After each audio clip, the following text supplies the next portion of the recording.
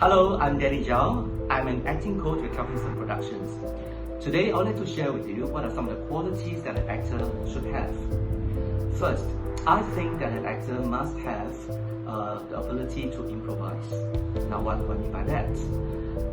For example, in a live theatre performance, things may not go well, but the show must go on. So in this situation, the actor must have the ability to improvise and make changes on the spot so that the show could go on.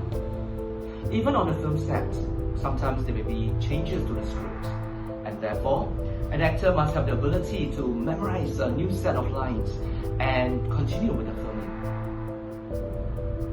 An actor must also have the ability to make choices. You see, an actor is not a puppet. The actor must create choices and bring these choices onto the set or into the rehearsal space.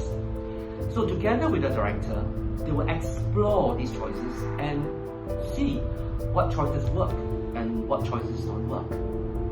Now all these will be based on the director's vision of how the director wants the story to be told. So there's a lot of collaboration, there's a lot of experimentation, and there's a lot of finding out what could work and what could not work. Next, the ability to imagine.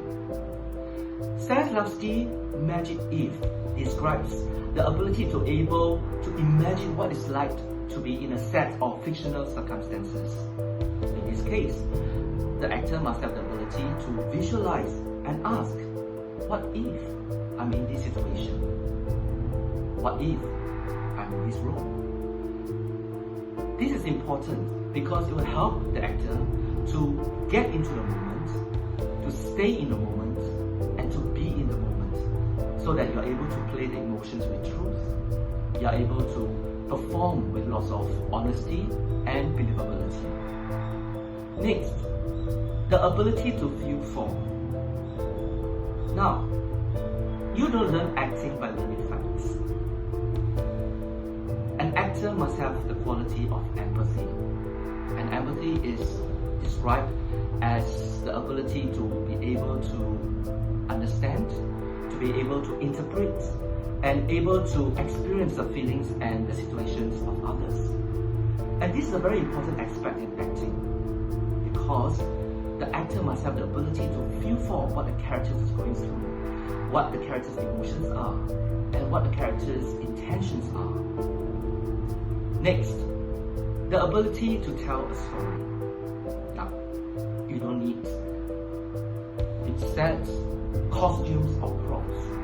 But as long as you are able to use any of these three tools, or known as actor's tools, your face, your voice, and your body, and you should be able to tell a story and communicate the purpose of the story and the role to the audience.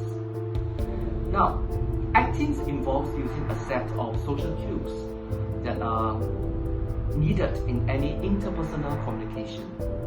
And these will help the audience to have a clarity of the scenes being performed and to have a clear understanding of the character's needs and wants. And finally, the ability to become.